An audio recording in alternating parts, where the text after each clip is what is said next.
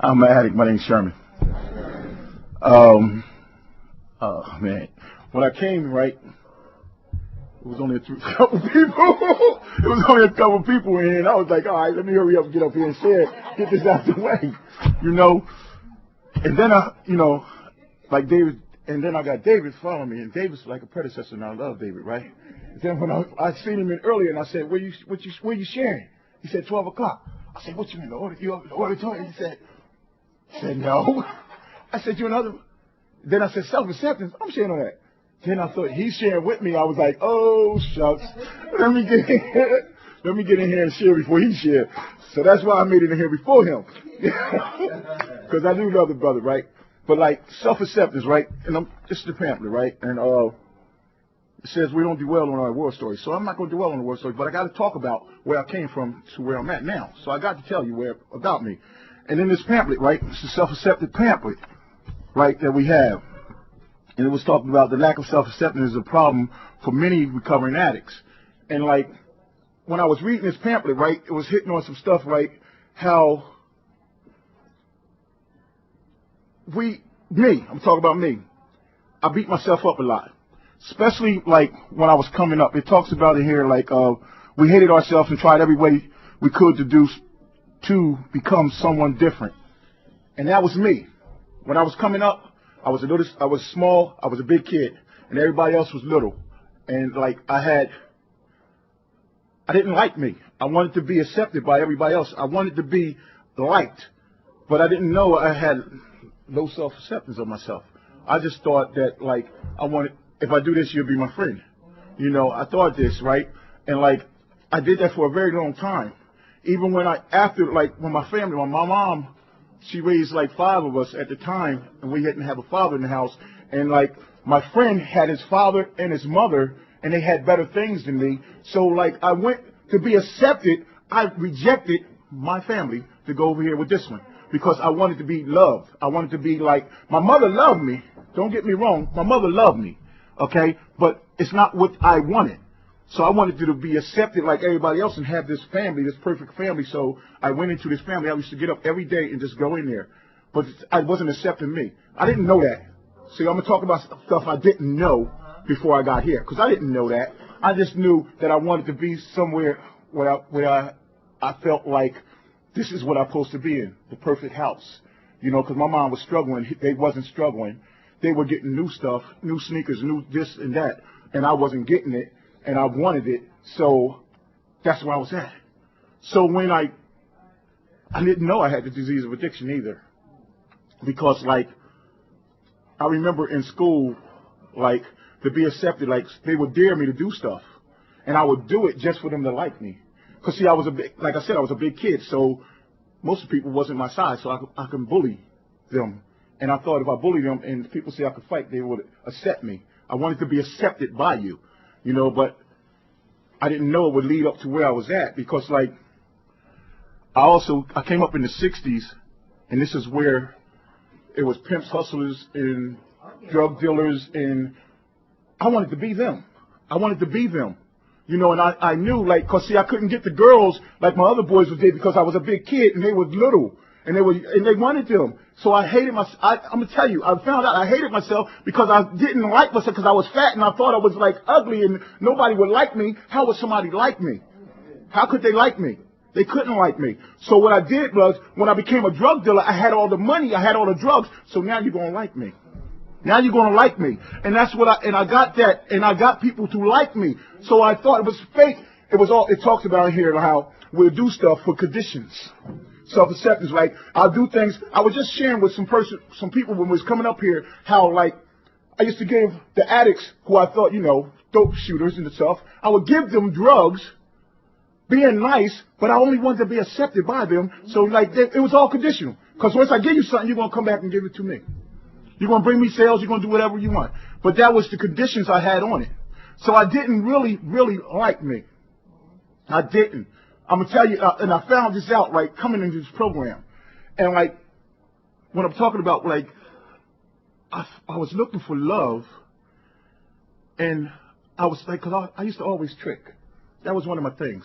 I used to always trick and get tricked. because I always use drugs. I haven't had a problem with that staying here. Go out and just do that because I wasn't accepting me. Because it talks in here about the inward part. I wasn't looking for the inward part. I was just looking for you to like me. If you liked me, I was okay. I was okay. When I came around here, right, when I came in the rooms, right, I wanted to be accepted. Once again, see, because, like, I felt like, even out there when somebody made a corny joke, it was funny. It's okay. Even when I came in here, I did the same thing. To be accepted by you, I would follow you. Okay, it's okay. Even though I know it was wrong.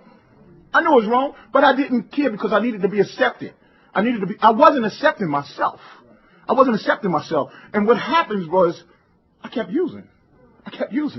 Because, see, it talks about the problem is, I don't have self-acceptance. But, see, and then it talks about the solution. The solution, right? And the solution was the steps for me. Right? I had to accept, right? I had to accept that I was an addict. You know what? Because, like, when I kept coming around here, right? I came around and I kept using because I surrendered. But acceptance played a deep part. And it talks about in our steps how, like, when I accepted that I was an addict, the surrender became deeper. It talks about that. And that's when I accept that I was an addict. I stopped hanging around my brother, anybody who gets high, family, they having picnic. I wasn't doing it.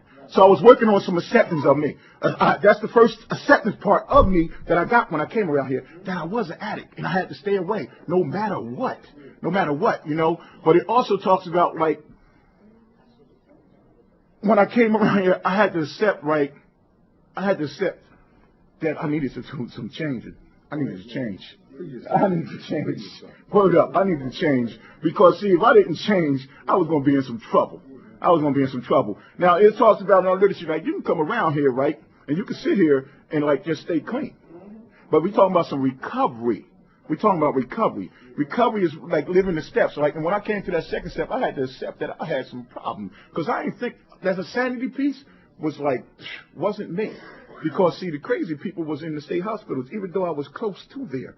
But I was real close to there, you know, but I had to get some help with y'all, and, like, this is working on my self-esteem now. I'm telling you. But, see, I'm going to tell you, I'm going to come to that because I ain't going to get perfect at this. I ain't going to get perfect because, see, I had some stuff I had to work on. And the steps helped me work on it.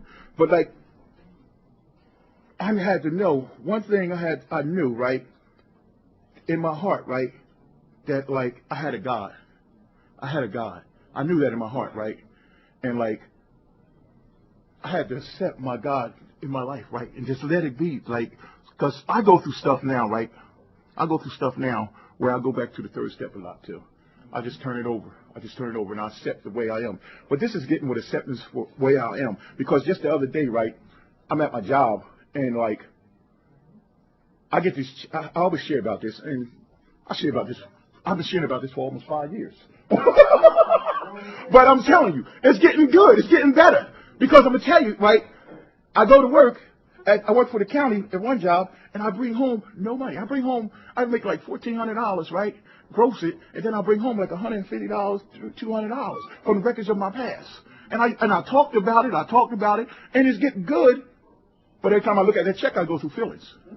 So, you know, like, when I seen the guys going home from work, I started comparing. These mugs going home with big checks. This is just the other day. They're going home with big checks and stuff and doing this. But I had to accept where I'm at. I had to accept that God got me for these last 5 years. I ain't want for nothing. God has me. So that gets me with some acceptance of where I'm at.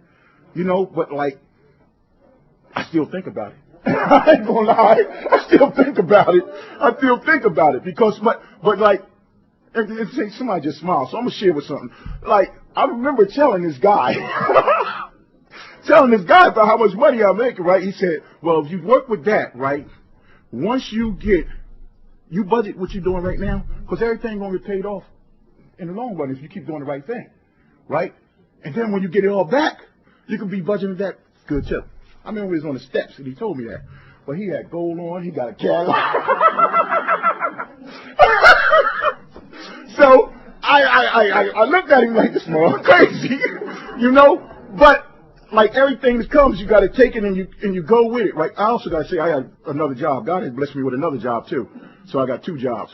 So, but when he told me that, everything he told me, right, everything getting paid off because I don't owe student loan no more, I don't owe IRS no more. The welfare, I'm down on it. You know, it's just other people now starting up, but I'm cool with that. I'm getting with some acceptance that's where I'm at. You know, because I know I'm not gonna go out there and try to throw no bricks because I ain't no damn fool. Just for the day. Just for the day. I ain't no damn fool. I ain't no damn fool. So I'll be where I'm at right now. I'm accepting where I'm at right now. You know, with the financial thing. The financial thing is cool, it's working, and I ain't got to throw no monkey wrenches in it. So that's acceptance where I'm at right now. You know, but back to the step work, right? The step work, like on the 4th step, I started looking at myself, right? And I seen some stuff about me, right? And there were some things I didn't like about me. And like when I started writing about it, it's like, I don't know, I was really, I don't know.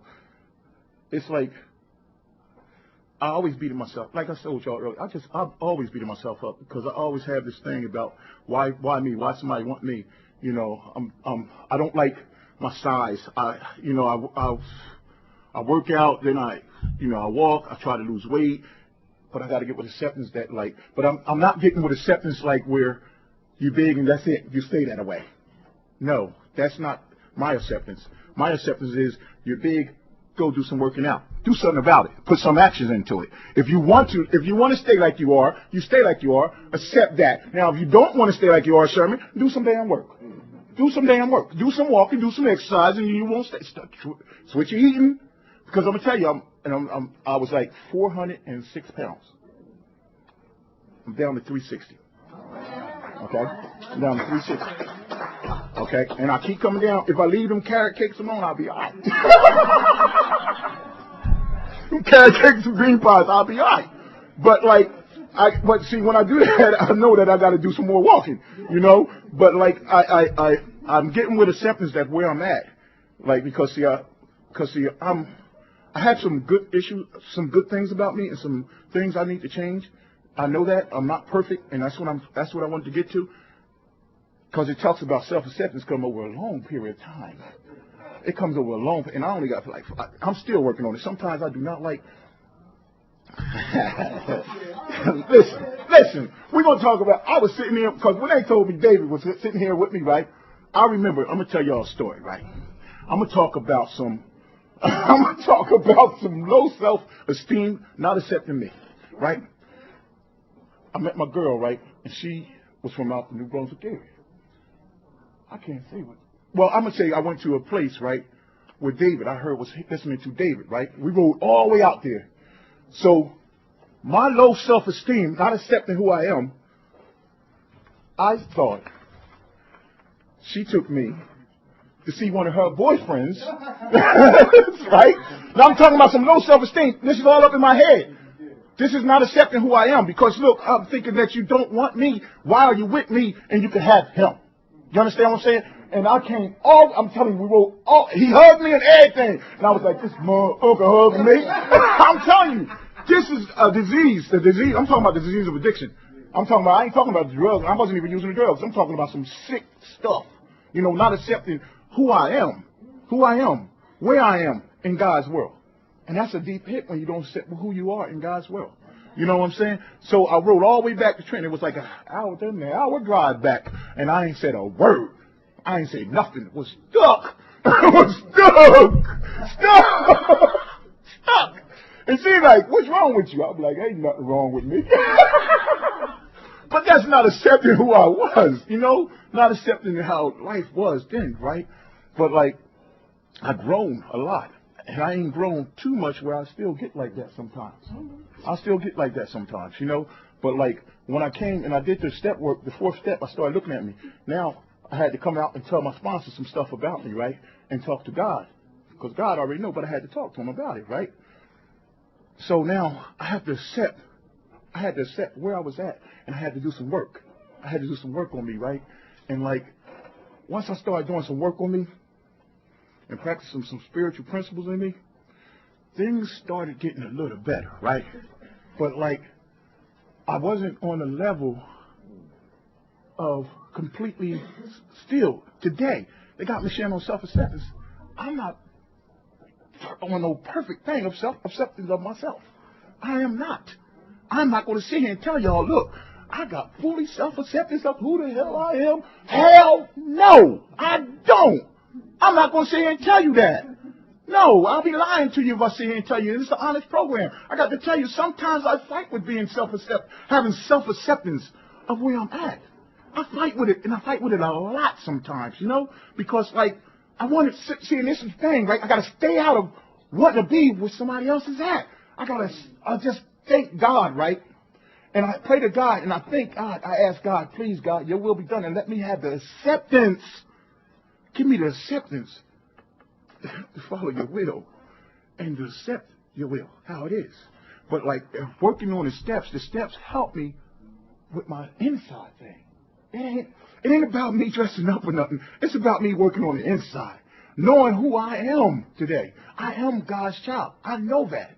I know I'm God's child today. You know, the 6 steps talks about some character defects, right? Now, it talks about, I was looking at it earlier today, right? And it talks about, like, my defects, right? Like, sometimes I hear some stuff. But I got this set where people at. So if you're here, you there. But me, they talk about working in spiritual principles. This is a spiritual program.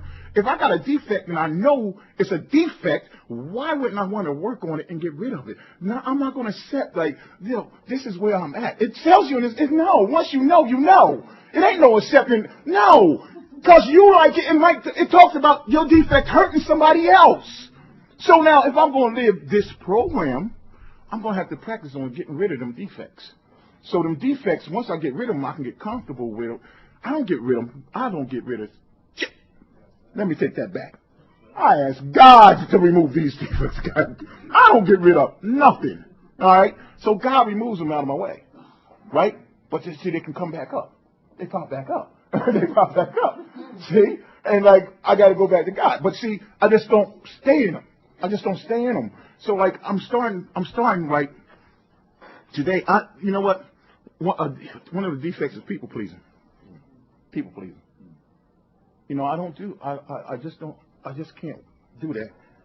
Because, see, if I do that, I'm not accepting who I am. I'm not getting with self-acceptance. And self-acceptance is like for me to love me. I got to love me. You know, just for today, I love me. I truly, truly do love me, man. I don't hurt me. And, like, I was sharing with a brother earlier, right? And lately I've been getting with a lot of people who relapse or newcomers, and I've been talking on the phone with them, and, like, I've been hit with, like, situations like when people want to use and stuff like that, and, like, my acceptance of that is really, really limitless, right?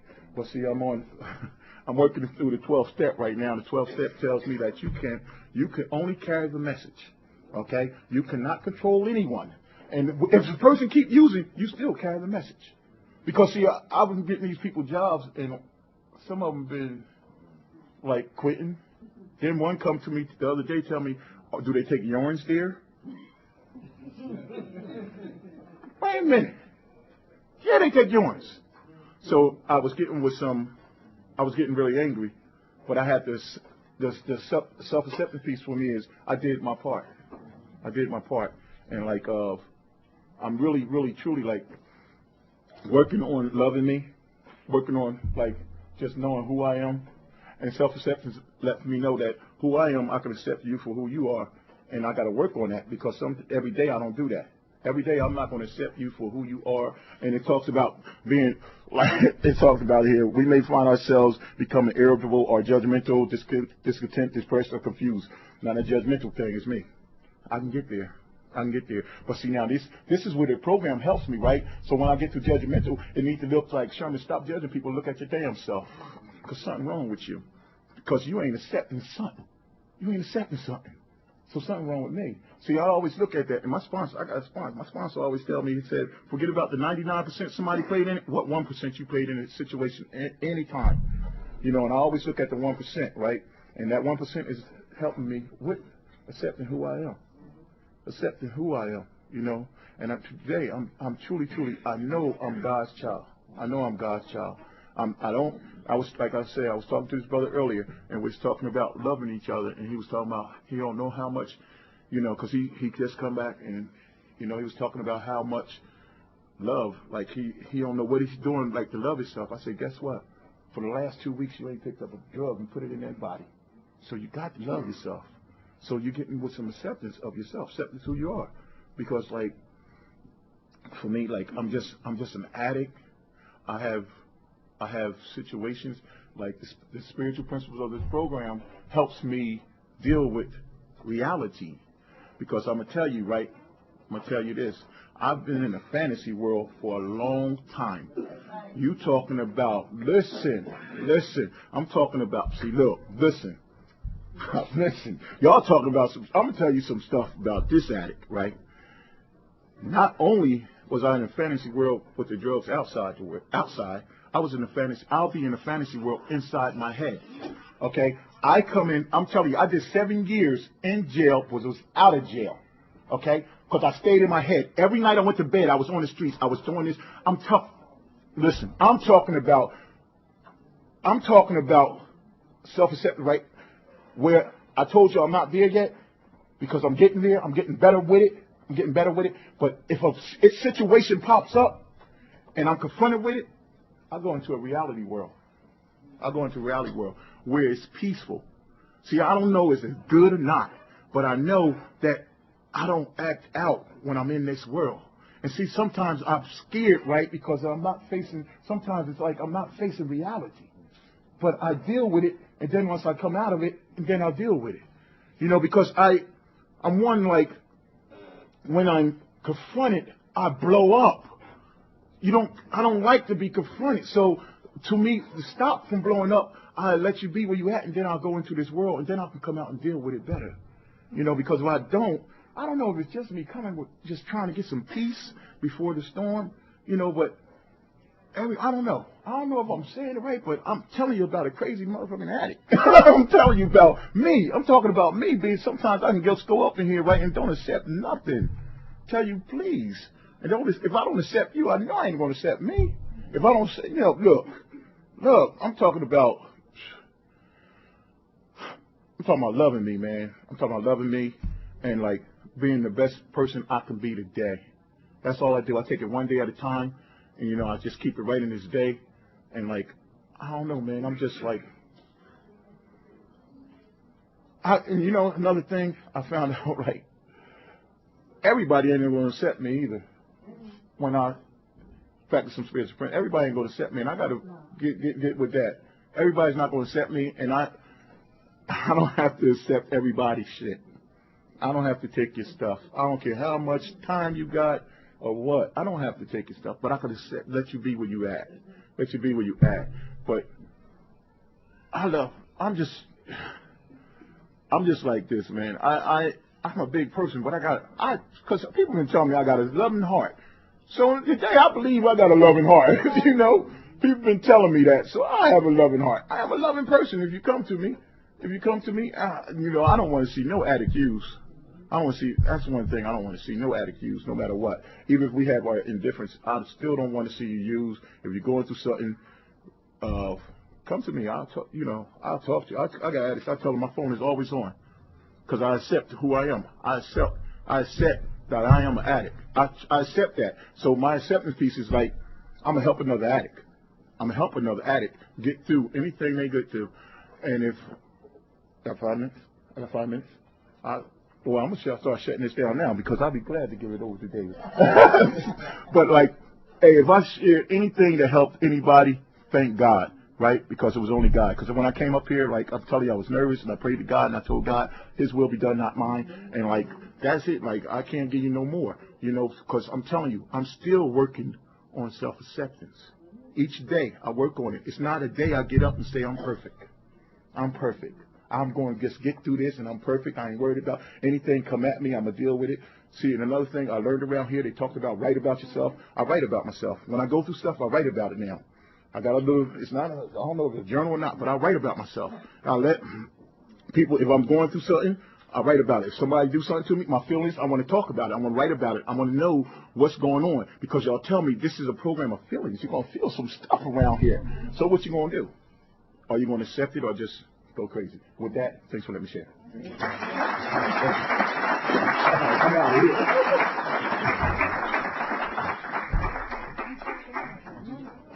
And I'm turning the meeting over to David. You got it all. Can you move over to the mic? Move the mic to you. There you go.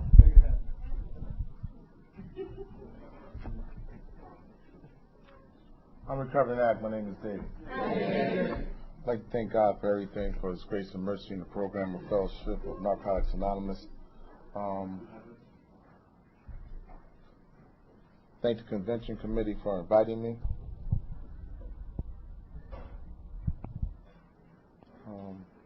I'd like to thank my friends for being here. Thank you, Sherman, for sharing before he ran off. It's something about the way that God does things.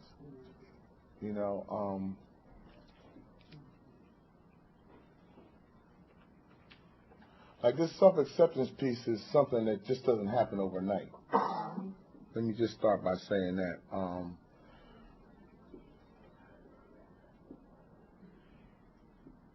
I came to Narcotics Anonymous in 1990, right? And I came here thinking that I loved myself. I came in here talking about stuff that I really didn't have a clue about, because I hadn't done the work yet. It says in the 6 steps, so often addicts have sought the rewards without the labor. And a lot of times, I didn't realize until later on in recovery I was talking where I was going. And I believe most of us are talking where we're going. And the self-acceptance piece on that is vital, because if you're new to Narcotics Anonymous, you're going to hear a lot of stuff. And all of it really does pertain to you. You just got to figure out and find out when the opportunity presents itself, are you going to accept it about it in your own life and be prepared to do something different? And we don't tell you that when you get here. We get you, as a hook. We got a hook. We tell you some stuff like, come for 90 meetings for 90 days, getting you as a sponsor, come early, stay late. We tell you a whole bunch of stuff, right? But we don't tell you the hook on the step piece. We tell you, some information, and in the beginning you be like, yeah, right? And then you put the drugs down, and you realize you was out of your cotton picking mind, with and without. And then you say, well, what's wrong? What's wrong with me? Why am I stuck here? Why am I going through? Why do I feel like I don't want to be in my own skin? I don't know if you can identify that, newcomer. Some of us been around for a little while. You be here for a few minutes, after that 90 days, 60 days, or even after that first year. Because the first year, actually, Narcotics Anonymous carries us. They carry us with key tags. Because 30 days you get one, 60 days you get one. You be feeling all good. 90 days you get one. Then we drop one on you and we say, you ain't getting another one for 6 months. And you feel like you're losing your mind between 90 days and 6 months. And we talk about how tough recovery is, right? Then we get you again. Between 6 months and the 9 months. You be saying, I don't know, yeah, it works. What's going on? Right? Then you get to the 9 months to the year, and you be like, I had a tough year. This has been the roughest. You ain't clueless. Clueless. So when the old timer says something about, whatever, some people want to argue that point, but the bottom line is that this power is carrying us. It's called a group. It's called the program of Narcotics Anonymous. And we talk about self-acceptance here. If you can't accept the help, we can't, in the first episode, say, help for addicts comes when we're able to admit complete defeat. And we all got reservations. You don't believe me? Stay clean long enough. Now, self-acceptance. Sherman opened up the door, right? I ain't got my glasses, but y'all work with me a little bit. I got glasses, y'all. Self-acceptance. I got glasses. I just forgot. I left them in the truck. It says, check this out, right? Because I believe in the literature. It says, the lack of self-acceptance is a problem for many addicts. Hold on, check this out. Many recovering addicts. It says recovering addicts. It didn't just say addicts. It says recovering addicts. Then it says, right, it says, this subtle defect, right, is difficult to identify. It says, and often goes unrecognized. But somebody else will see it. As soon as they point it out, what do? Hold up. I think somewhere it says we go into denial. It says many of us believe that using drugs was our only problem, denying the fact that our lives have become unmanageable. Is there something about you that you don't like or you're not uncomfortable with about yourself, and all of a sudden you're feeling uncomfortable about it? That's a lack of self-acceptance. But you ain't going to get that in step 1, step 2, or step 3. You're not even going to get it in step 4 or step 5. So people, don't direct people to the self-acceptance pamphlet until they got into a 6th step. Please. Because you're going to mess them up. They're going to be looking and expecting things, expecting them, judging their insides from the outside appearances of others, like I did. I'm not unique. You know, Sherman mentioned like James had, got some things. You know what I'm saying? When you come here and you see you struggle with some things, you be feeling like inadequate. Huh? When early recovery, I don't know about you, we dress up the outside real good. But inside we frightened, shaky, insecure people. Afraid of our own shadows. And we don't want to talk about it. I want what you got, but I ain't willing to talk to you about how you got it. All right. Pamphlet. It says, many problems we experience in ongoing recovery stem from our inability to accept ourselves on a deep level. That's profound. On a deep level. So you mean to tell me what Sherman said is true? That even as long as I stay clean, then it's going to be some time before I gain this on a deep level.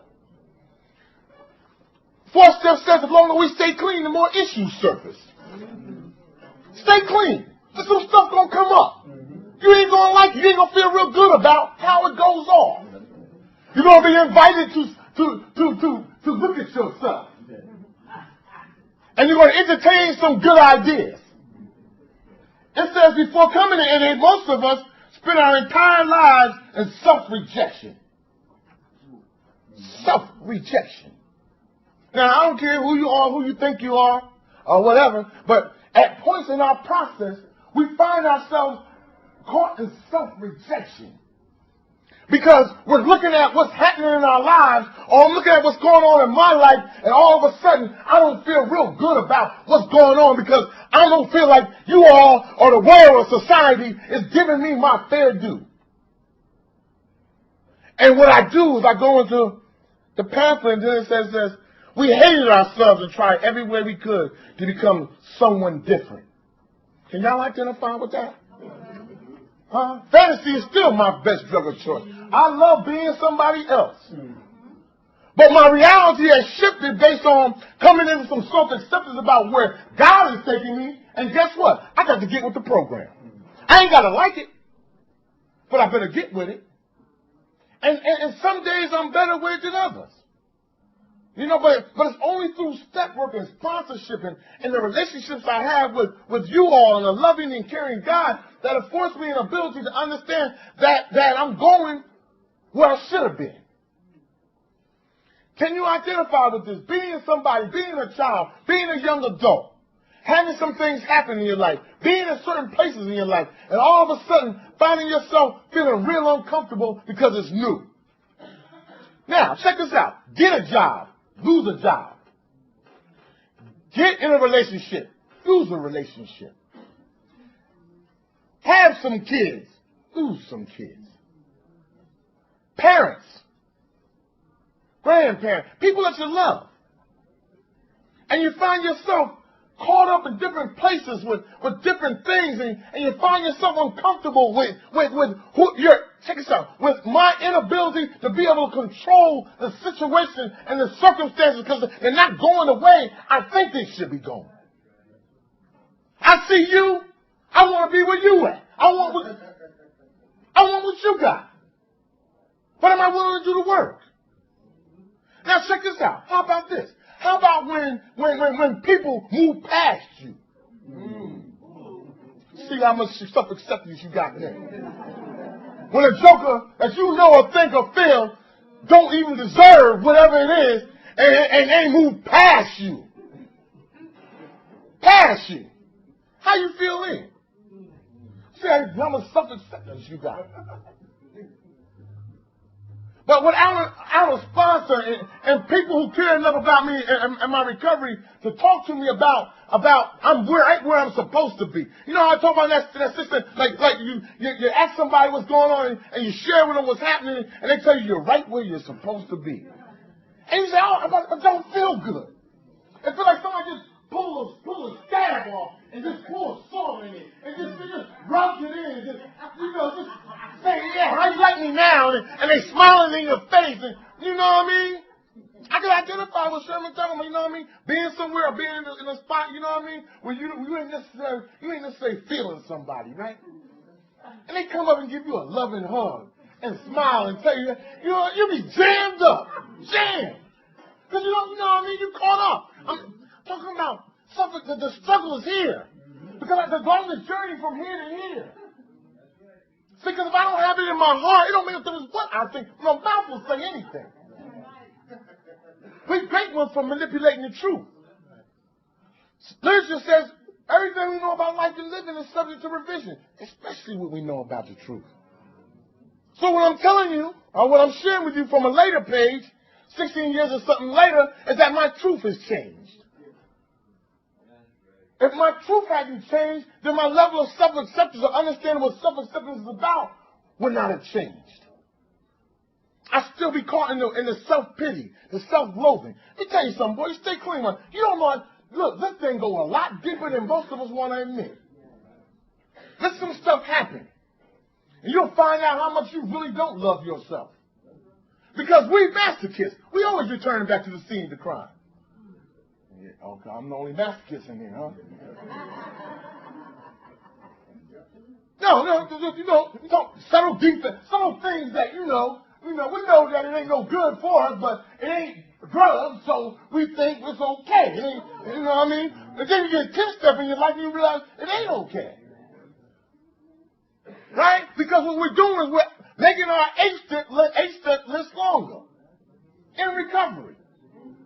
Living in the triangle of self-obsession. Living in it. Jammed up. Can't get out. Matter of fact, don't really want to get out. Because I like these things. It's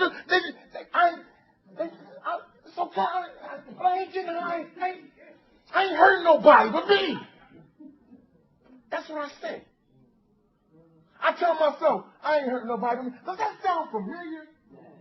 You remember how when our parents and people used to say and ask us, like, they had that despairing look on their face like, would you please just stop? Please. Please. And you say, I ain't hurt nobody but myself. Self-centered to the core. Self-centeredness don't go nowhere. Steps should put cut on self-centeredness. Don't take it away. Don't take no hiatus, no vacation. Let some jump off, right? All right. Check this out. It says, because we could not accept ourselves, we expected to be rejected by others. We would not allow anyone to get close to us for fear if they really knew us, they would also hate us. To protect ourselves from vulnerability, we would reject others before they had a chance to reject us. Some of us still do that. I'm not. Don't raise your hands. Because no. I'm talking about some serious things here from a different place. When I came to Narcotics Anonymous, I didn't know that's why I was acting the way I was hating. There's a lot of haters. A lot of hating going on. We hate. We haters. Hating. Why don't hating. But then the flip side of it and whatnot, when we get in that uncomfortable position in recovery and we're looking for some answers and some solutions to our dilemmas, and the meeting goes south. People talking, having side conversations, doing whatever they want to do. The speaker's sharing. We got 2 or 3 people making comments back at the speaker. Off the chain. I'm pissed off. Don't you know I need help? And I got to work it out in the meeting and turn it over. Because at this point, what I'm starting to understand is that the patience and tolerance that I need to exuberate with you is also the patience and tolerance I need to exude with myself. See, what it is that when I go to meetings and I'm looking for a solution to a spiritual dilemma and I'm emotionally wrapped up in unmanageability, I can't commit to it because if I do, I can't stay there. Oh, yeah, it happens. And especially in the area of relationships. Some of y'all married, some of y'all close to somebody. Let some stuff jump off and see how it goes when it don't go your way. And how emotionally you attached you get it. How emotionally unmanageable you become as a result of the inability to control the situation and circumstances. And you want to be able to do some stuff. I'm not going to go into the stuff because we might have to clear the room. And you find yourself jammed up. You find yourself like, you know, and it's true, man. You know, fear of failure, fear of success. Huh? Because if I get off this spot and I move over to this spot, it might work. Now I have no excuse to go back to this spot. But this spot is familiar. I like this spot. Even though it's crazy as all outdoors, I still like this spot. Why can't I get... You know, we were talking this morning. It's some of our ads. We like going and sitting on the nail. We like going and sitting on the nail. You know, we like to go, you know what I mean? That's one of our favorite spots. We'll go sit. We know the nail is there. And we'll go sit right on the nail and get comfortable. Huh? Yeah, but we get so comfortable with it, we just forget all. After a while, we forget we're sitting on the nail. And somebody says, get off the nail, son. You're killing yourself. Because, see, what happens is that we're bleeding to death slowly. Spiritually. It's a spiritual program. And the hardest thing, the thing that we struggle with is like in the self-acceptance piece, I'm going to give you the tail end of it, and I'm going to get to it, is that, check this out. Our ability to understand that God loves us in spite of who we are. He made us perfect, imperfectly, for a reason. He know who the heck we are. He know what we would do if we were perfect. He know what we would tell him. And some of us tell him that religiously. Let some stuff jump off, and God, you know, God bring you out some stuff. You know, we do, yeah, I'm all right now. I'm all right. I got it going on. I'm okay. I got it. And I'm all right. Now I want to play How You Like Me Now. Now I'm ready to tear something up. Huh? Let my wife bring something to my attention. Speaking of that, that's why I'm here at 12 o'clock and not at 12 o'clock in the night. Because, no, some stuff is, no, really not. I mean, look, man, and the thing, I see, every second Sunday, I got somewhere I got to be. And I made a commitment that on that, I can't do a lot of stuff because of that second Sunday commitment.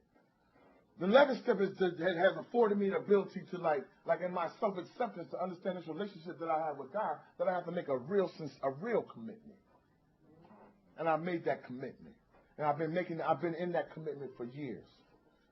And now what happens is that as a result of that, talking about self-acceptance, some days I don't like wanting to go to the commitment.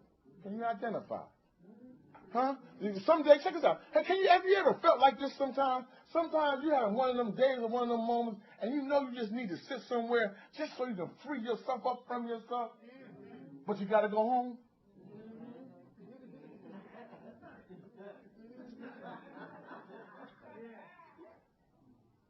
gotta go home. And you find yourself wanting to, let me mess with you, Dre. Because I know what she's going to do. And you find yourself caught up in that spot, right? And like last night was one of them things, it's self-esteem. You know what I've been realizing, man? It's like this message, man. Like, sometimes it's real uncomfortable for me to work on it at home as much as it is to work on it with y'all. You know what I mean? Sometimes I find it real uncomfortable. Like when I got to deal with some stuff with my sons. I got 2 daughters in college, and man, I be feeling it some days. And some days on the inside, I don't feel so good about myself. Especially when other things start to affect what it is. Because, see, I know how to throw a brick. I ain't never forgot. I will never forget. But I also remember what the consequences are. If I throw one, I better be ready to deal with the consequences. Seriously. I know how to do it, but if I'm not willing to go through the uncomfortability that's going to now put me in that self-loathing state again. It's going to lead me to dereliction and degradation. Finally going into self-pity. Because that's where it'll take you. When it's uncomfortable, when I'm feeling so uncomfortable that I don't want to even talk about it, man. I mean, you know, it's uncomfortable, man. And check this out. If you look at my life and you look at all the things I'm doing, I share that with you, just think, you got a great life. But take my plate then. No, I'm saying, yeah, it's loaded for bear. And a lot of days, I struggle emotionally and spiritually with thinking, am I matching up? I want to sometimes think that I need to be where some other folks might be, so I'm less likely to be judged. I'm in the wrong place for that one in here, because that ain't going to happen. And that's where my struggle comes in sometimes. Still feeling like because where God has moved me and where He's taken me, come on, self-acceptance, can I still come to Narcotics Anonymous and talk about what I need to talk about? Can I still be able to express myself without some of you Cisco and Ebers not knowing understanding what the literature says and what it really means for a 10th tradition and what a 3rd tradition and all the other ones really mean? You're mimicking stuff. You don't even know what they mean. And be able to be okay with me, knowing that what I'm feeling, or guess what? Or be able to stand up in a Narcotics Anonymous meeting, a convention, a speaker jam, and say what you need to say without feeling whether or not they're going to invite you back again or not. I ain't got speakeritis. I don't. Some people know me. They know. That ain't my. I come because I know I got to give back what I got. I love this program. This program has given me the ability to get what I got. But also, I ain't trying to be pimped either. It's all self-acceptance. So will you pimp you in here? Quiet now, ain't it? I'm talking about some stuff that I need to talk about. Because I understand that in this program sometimes we can get so far trying to do what we think we're doing and thinking that we're moving towards self-acceptance, and what we're actually doing is moving further away from it, doing people-pleasing and doing other things to be accepted in life, when in all reality, we need to put some stop on that so we can get our lives in order. Because at different points in the recovery process, your life is going to seem like it's out of order. You can have everything, right? Right, James? Right? You can have it all. It's going to sit all of a sudden, you think your life, like I said, when it's coming, when it's falling apart, it's really coming together. You can't tell an addict that when they're going through. When the tears is coming down their face, and the relationship is no longer in, whether it be in your, wherever it's at. You can't tell it. We ain't trying to hear that. I want a solution. I want what the drugs did. I want the instant hit. I want the and I guess what, no matter what it is that you all can give me to help me, it ain't gonna come till it's time to come. The self-acceptance piece. My ability to accept where I'm at and what I'm going through and being in that circle. You can give me the literature, sponsors can talk to me, you guys can tell me and keep whatever, but I ain't gonna get it till I'm willing to accept it as my reality. And a lot of times, as an addict, I find myself struggling because I'm a recovery addict. Now, look, look, let me tell you something. 12 steps, 12 traditions, sponsorship, travel, all right, speak, do the whole 9 yards. Still make local meetings regularly. I'm visible. You can see me. You can always find me. If you want to get in touch with me, I ain't the hardest joker to get in touch with. If you really want me. And I'm serious about that. But I also understand that now I'm at a point in my recovery. I'm going to talk about self-acceptance. That I'm now at a point in my recovery where I got to bring it back on me. Seriously, y'all.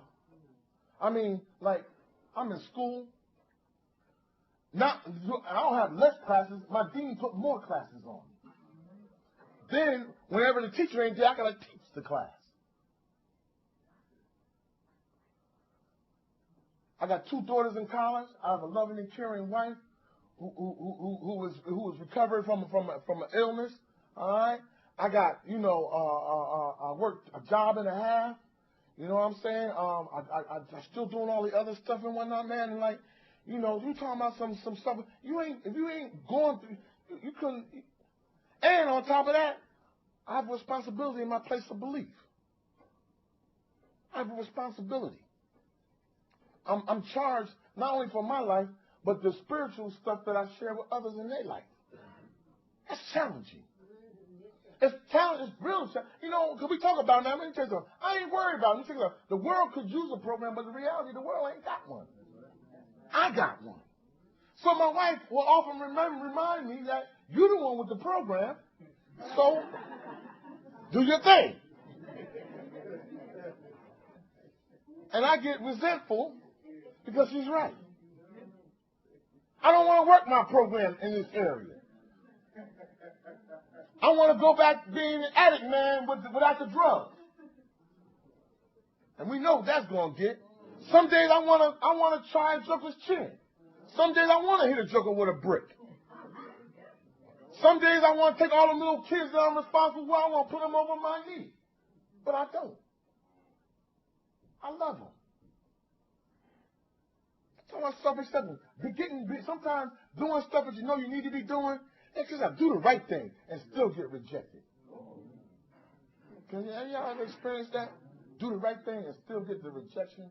Or either check this out, get jabbed in the back like that little, like something. And you walking around bleeding from the back, right? And everybody else is going, ooh. And you're the only one that don't know.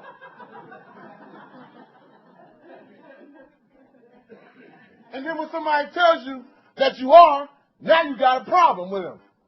Well, and then now, what it really is, you start getting a problem from everybody else who saw it and didn't say nothing. Well, why didn't you tell me I was bleeding? Well, we thought you knew. You didn't feel it? We'll go back to sitting on a nail. We're comfortable with that. See, sitting on a nail ain't always just sitting on a nail. There's a whole bunch of stuff that we do. It's just like sitting on the nail. From a lack of self-acceptance. The addict's got a tendency to returning to the scene of the crime. Either willingly or unwillingly. It ain't always willing. I don't always go back willingly. Some days I'm really. You ever know the right thing to do, but then you still struggle with staying with the right thing to do, and you find yourself knowing you're going to be over here, but you find yourself moving over here, and you're still struggling and talking to yourself, and you want to get closer over it, and you. Yeah. And sometimes, unless I got somebody in my life, or people who love and care about me, who knows what the direction I'm trying to do, who can help guide me back. Sometimes I talk to you because a lot of times, this self-acceptance piece, I'm finding out more and more, man, about becoming more God-reliant. Without the steps, it's virtually impossible, man. I'm going to do this, right? And it says something here. It says, check this out. It says our defects are a part of us and will only be removed when we practice living the NA program. It says our assets are gifts from our higher power, God. And as we learn to utilize them fully, our self-acceptance grows and our lives improves.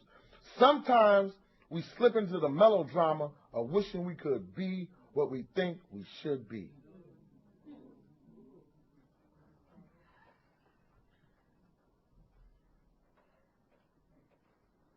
We may feel overpowered by our self-pity and pride.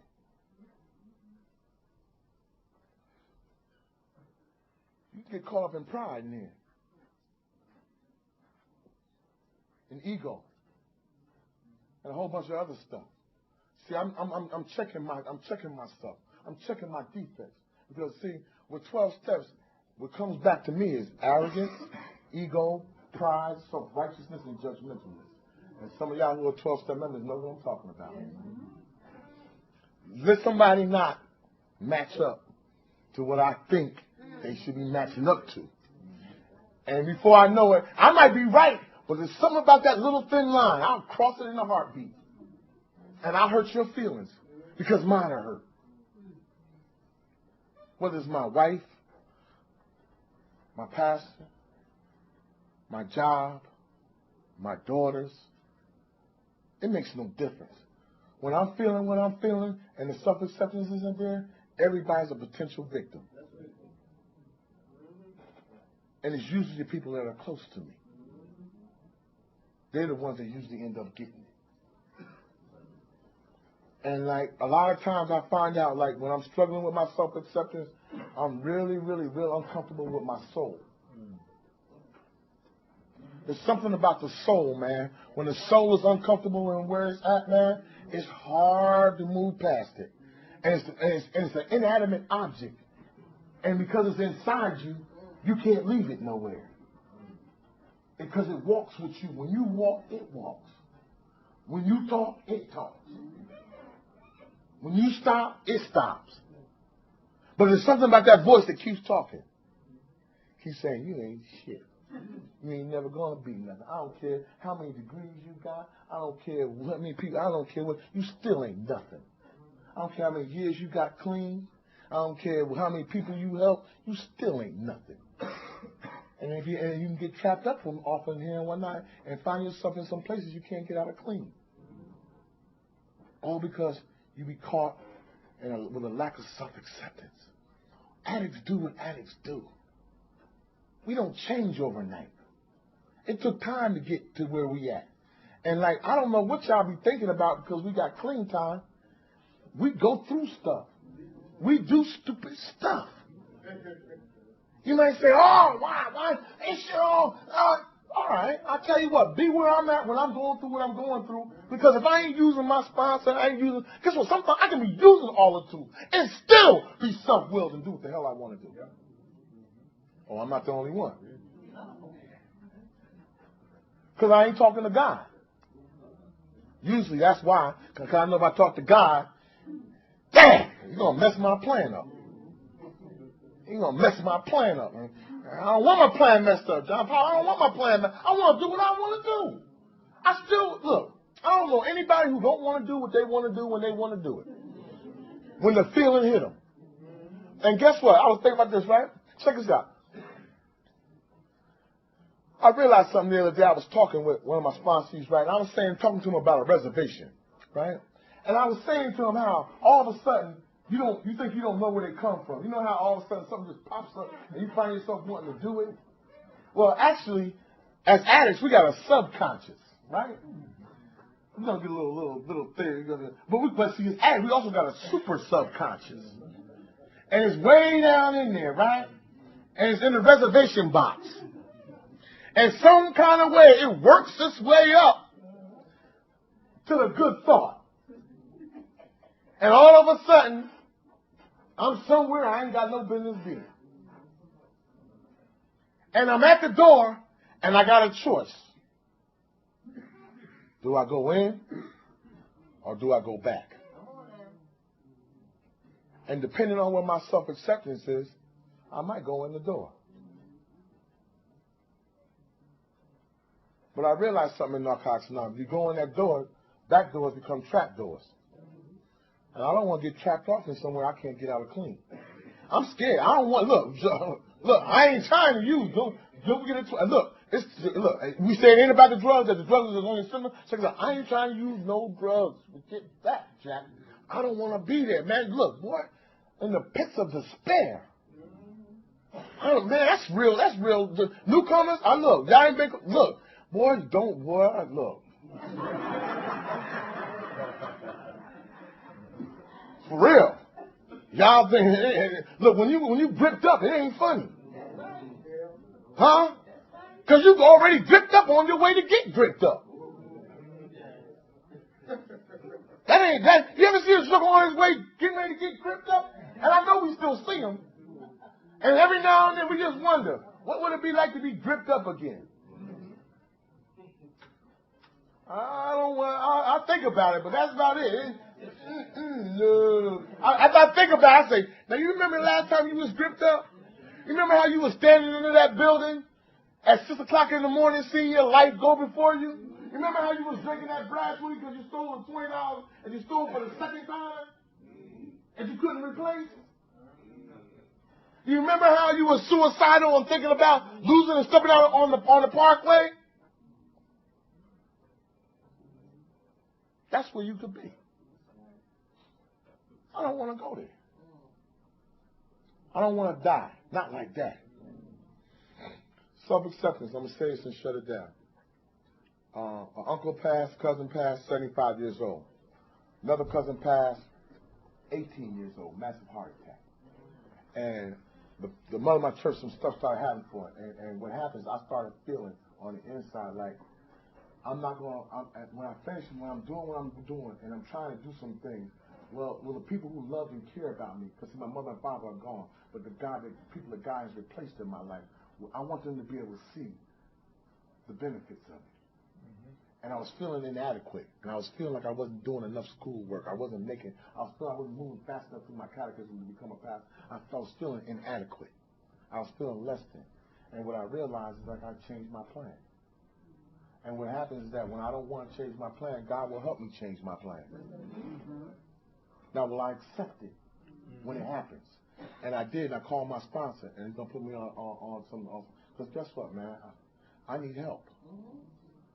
But I talked about it. I talked about it with my sponsees. I shared it with people. Because I'm telling you, man, you're going to be at a place in this process, man, where sometimes you're going to really realize how your self-acceptance is going to be challenged. What happens? Like I said, man, what happens when things don't go your way? What happens when things don't fall in the way that you think they should be happening? What happens when your kids do? What happens what happens? What you gonna do then? With your good sharing stuff. I'm coming here and talk about it. I'm a recovered addict. I'm not recovered. And I still trust and believe in it. I don't believe God brought me here for me to just step off because my life has gotten so full. I'm not one of the ones who believe that. I still keep coming. Guess what? And if I come in here with my other gear on, y'all just look. Don't beat me in the head. You know what I mean? I'm coming because look, I'm trying to save my behind, not my face. So I'm coming the way I am. Love me. And if not, guess what? Stay clean. You get your chance. Look, if nobody told you they love you today, I do. I'm a recovering addict. My name is David. Thanks.